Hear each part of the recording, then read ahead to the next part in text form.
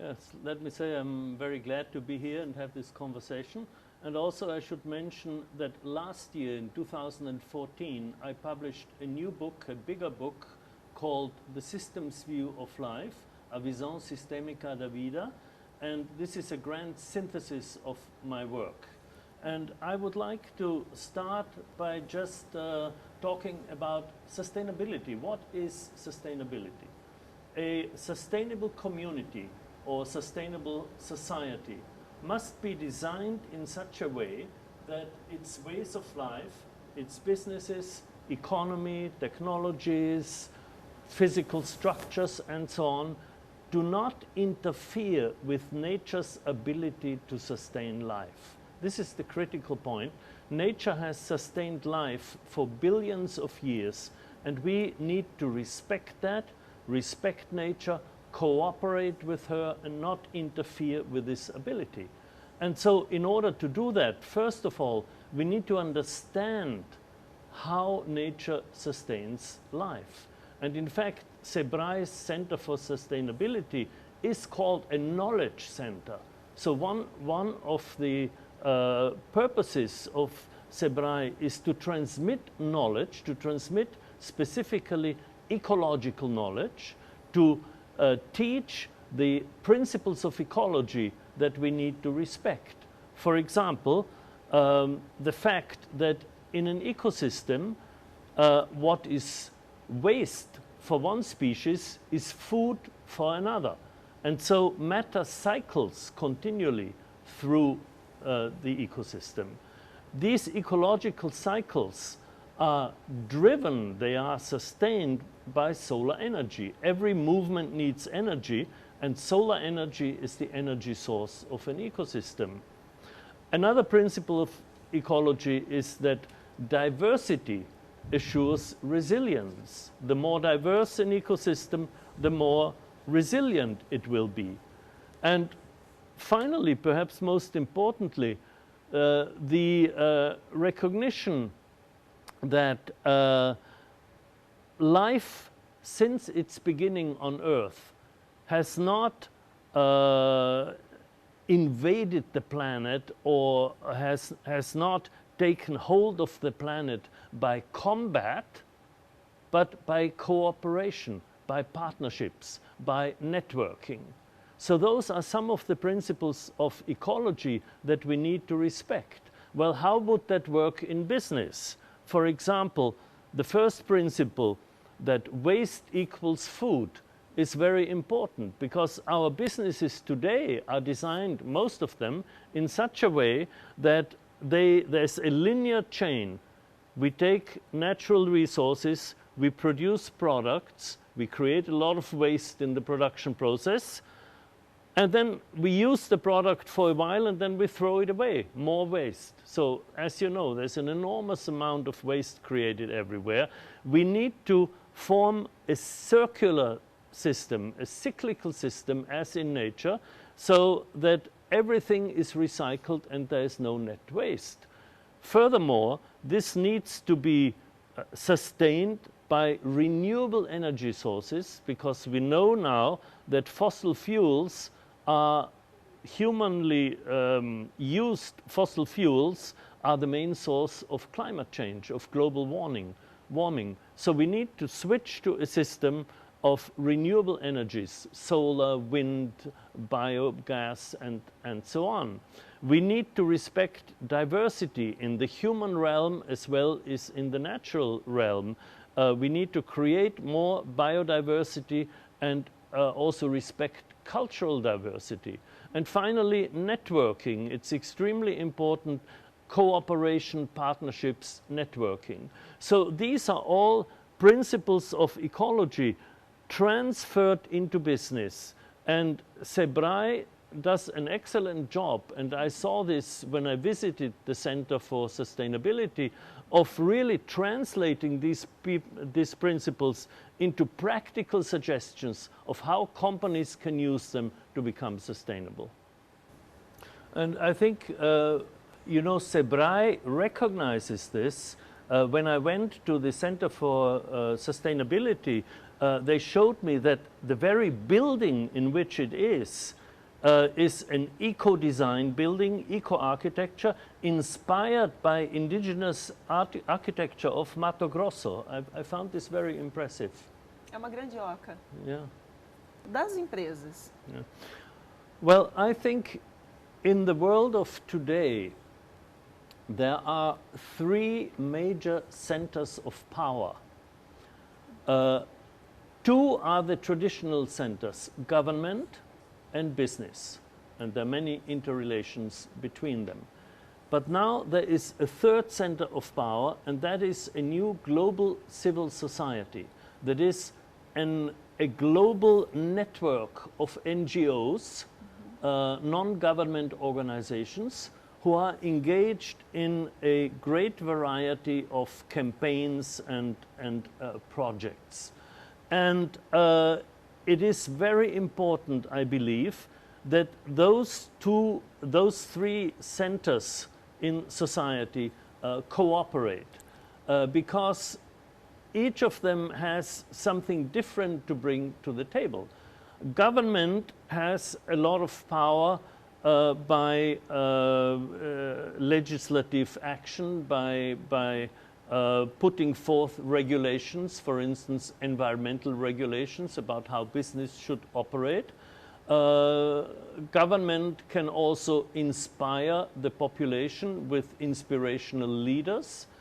Business has a lot of know-how about concrete problem solving, about building telecommunication networks and things like that are very necessary. And civil society has really, in my opinion, leaders who think systemically, who think in terms of relationships and connectedness, which is very important today, and who have developed the values, the ethics and the values that are necessary for building a sustainable society. And so when the three of them cooperate, I think that can be very effective. And I must say that in the 20 years that I've come to Brazil, I've noticed Brazil is one of those countries where this cooperation really seems to work. Yes. Well, this is, you know, partly a coincidence. Very early on, when I first came to Brazil, I think it was in 1992, I was invited by a company in São Paulo called Amana K, and they give executive seminars. And in those more than 20 years, I have collaborated with them very closely, with its founder and director, Oscar Motomura, and with the whole team of Amana K. And so they have done, thousands and thousands of Brazilian executives have been through these seminars. And I participate a lot in these seminars, either directly or via video, to talk about systemic thinking, about ecology, about sustainability. And so there is a great openness.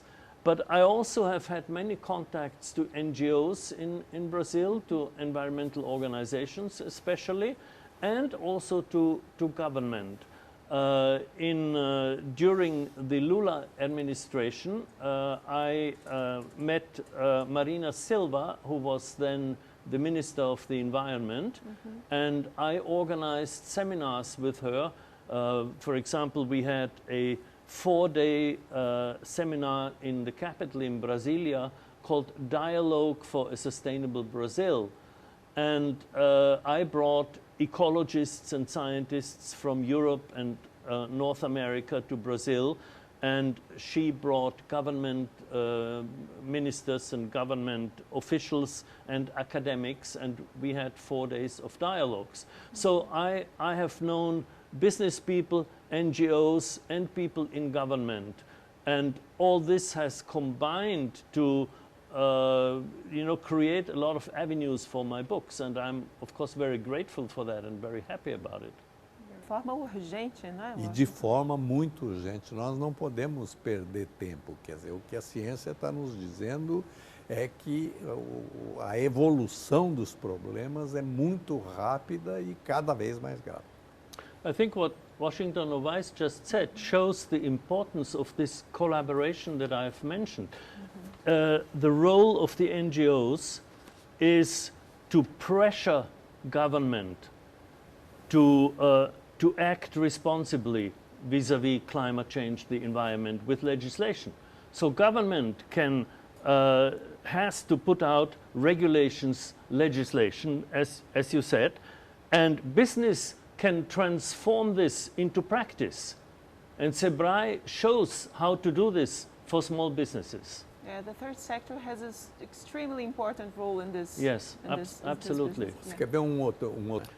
It is incredible how one can shrink the trash, the garbage, with recycling, if you're really conscientious of that, both individually and as a community.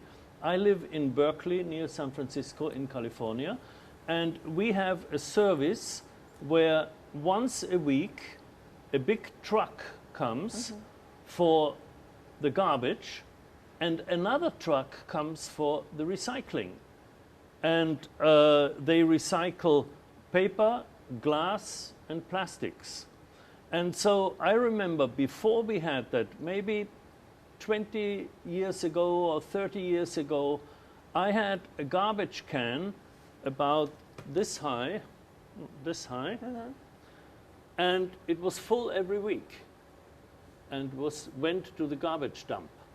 And today I have one which is about a third of the size, and it is about a quarter full every week, not more. And everything else is recycled, and it's easy because it's organized. The community has organized itself in such a way that it's very easy to recycle. And so at home, you know, we put things into certain places, and most of what we don't need is recycled. It's so easy to do so it. one can do it, yes. Well, what Washington just said shows us very clearly the interdependence of ecological balance and social justice. Because of the economic inequality, those people in the third world who don't have access to electricity use wood and other resources. So economic inequality needs to be alleviated. And in fact, Brazil has taken great steps with the Bolsa Familia and these social programs to do that, and is a model for the world. But then we also have to turn to the developed world and ask, why are we consuming so much? It's not only personal habits, but much more, it's the business model that we are subscribing to. And the business model is based on an irrational belief that unlimited growth is possible on a finite planet. And that, of course, is absurd. And yet, virtually all our economists who work for government, for the universities, or who work for corporations hang on to this irrational belief in unlimited growth. So what is the solution? We need to shift from this current system to a system that is sustainable and socially just. And what I'm advocating, and what I'm advocating in my new book, The Systems View of Life, is that we shift from quantitative growth to qualitative growth. We cannot say we shouldn't have any growth, because growth is an essential characteristic of life. All living organisms grow. Human beings grow, plants, ecosystems, animals, everything grows. But in nature, everything does not grow at the same time. While certain things grow, others decline, disintegrate, and their components are used as resources for new growth. And this balanced, multifaceted growth is something that is very well known to biologists and ecologists, and I call it qualitative growth. So we need to qualify growth. We need to decide which things should grow and which things should not grow and should decline. Now, from an ecological perspective, this distinction is very easy. Those enterprises that use fossil fuels, toxic materials, that consume a lot of primary resources, they should not grow. Those enterprises and production processes that use renewable resources are locally organized, patterned after processes in nature that also regenerate and nurture local communities. All this is good growth. And I think, again, Sebrae is ideally positioned to make this distinction and to teach small companies how to distinguish between good and bad growth and how to qualify growth. So, to just sum it up in one word, good growth is growth that enhances the quality of life. That is qualitative growth, and that's what we need to aim for. I believe that it is very important when we talk about solutions to realize that the major problems that we have today, energy, climate change, poverty, violence and war and so on, that all these problems are connected. They're all interconnected and interrelated. They are systemic problems which need a systemic solution, or which need several systemic solutions. A systemic solution is one that solves a problem not in an isolated way, as most politicians try to do today, thereby shifting the problem just to another sphere. A systemic solution solves a problem within the context of the other problems. In other words, a systemic solution can solve several problems at the same time. And let me give you one example, and this is a concrete proposal that Brazil could do, which would make an enormous change in the whole country and in the world. And that is in agriculture. If we shifted on a large scale from the current industrial model of agriculture, which is highly centralized, energy intensive, mechanized and based on fossil fuels, to a model of sustainable, community-oriented organic agriculture, also known as agroecology, this would help to solve three of our most urgent problems. First, it would save a lot of energy, because agroecology has very little energy input. It uses natural processes, natural resources, solar energy. In the United States, I don't know about Brazil, but it's probably similar. Today, agro-business uses 20% of the fossil fuels used nationally for agriculture. So that would be saved. Secondly, the organically grown food would have a tremendous impact on public health, because most of our illnesses today, diabetes, stroke, heart disease, obesity and so on, are directly linked to our diet. So with a healthy diet we have a healthier population. And thirdly, and this is very little known still, an organic soil is a carbon-rich soil, which means that it draws down carbon from the atmosphere and therefore helps to alleviate climate change. We obviously need to reduce our emissions of greenhouse gases. That's extremely important. But there are already a lot of these greenhouse gases up in the air. We have now 400 parts per million of greenhouse gases in the atmosphere instead of the safe level of 350. How can we reduce those? Well, the only technology known is photosynthesis of plants and trees. So agroecology not only produces does not produce greenhouse gases, but it also draws down carbon dioxide from the atmosphere. So this shift from the current chemically based industrial agriculture to agroecology would have a huge impact on all these areas. And that's a concrete solution that could be implemented. Well, as I mentioned at the beginning of our conversation, a sustainable society is designed in such a way that its ways of life do not interfere with nature's ability to sustain life. And in order to do so, we need to first understand how nature sustains life. And this knowledge I call ecological literacy, alphabétisation écologique. And this is, in my view, the most important task of education today, at all levels, from primary and secondary education to universities and to the continuing education of professionals. We need to teach our children, our students, our political and business leaders the basic principles of ecology.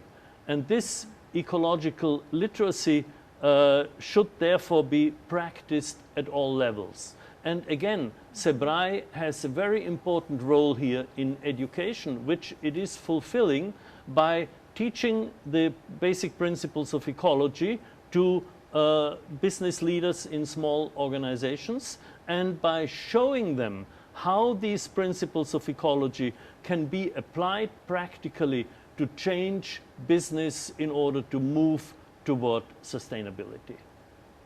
Okay.